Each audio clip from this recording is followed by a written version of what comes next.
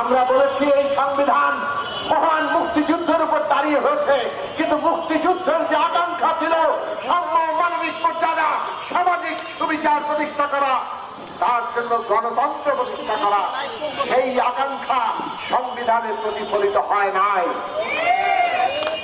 বলে সমস্ত ক্ষমতা একজন ব্যক্তির হাতে কেন্দ্রীভূত করা হয়েছে।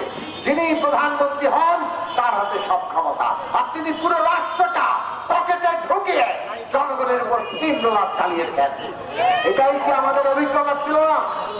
এটাই কি 72 সাল থেকে এই দেশের অভিজ্ঞতা হয়নি? এরা কেবল স্টিমরোলার চালিয়েছে তা নয়, সব অধিকার কেড়ে নিয়েছিল, এমনকি ভোটের অধিকারটাও কেড়ে নিয়েছিল। এই জন্য তত্ত্বাবধায়ক ব্যবস্থা এসেছিল, কিন্তু তত্ত্বাবধায়ক ব্যবস্থাও টেকে নাই। আর টেকে নাই বলে আমরা দেখেছি কিভাবে তত্ত্বাবধায়ক ব্যবস্থা গিলে খাওয়ার চেষ্টা করেছে। শেখ হাসিনা এর বিরুদ্ধেই কথা বলেছেন, কিন্তু 8 সালে ক্ষমতায় এসে পুরনো এই যে গিলে খাওয়ার যে চেষ্টা, সেইটাকে পূর্ণ রূপ দিতে চেয়েছেন। 11 সালে ত্রয়োদশ সংশোধনী বাতিল, তত্ত্বাবধায়ক ব্যবস্থা বাতিল, সেইটাকে প্রকাশ করে তুলল। অর্থাৎ এই যে জমিদারি, এই দেশে এই জমিদারি তারা চালাবে, এটা তাদের বাপ দাদার সম্পত্তি।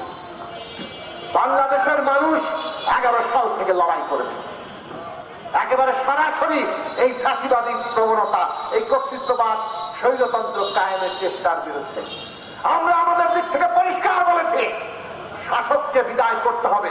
এই বিদায় আমরা আগেও করেছি, কিন্তু আগে যেটা পারিনি, শাসকের সাথে সাথে শাসন ব্যবস্থা তার বদল করা, ফ্যাসিবাদীর সাথে সাথে ফ্যাসিবাদী ব্যবস্থা তাকে বিদায় করা, এইবার সেইটা হবে আমাদের সংগ্রাম।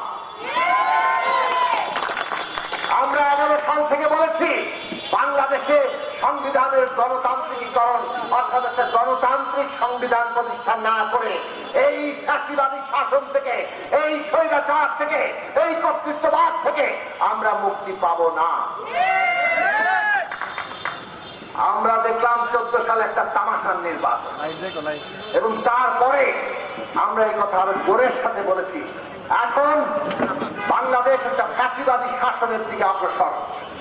এবং এই কারণেই ফ্যাসিবাদী শাসকের সাথে সাথে যদি ফ্যাসিবাদকে, পুরো ব্যবস্থাকে আমরা বদলাতে না পারি, তাহলে বাংলাদেশের মানুষ এই লড়াই আর আসবে না।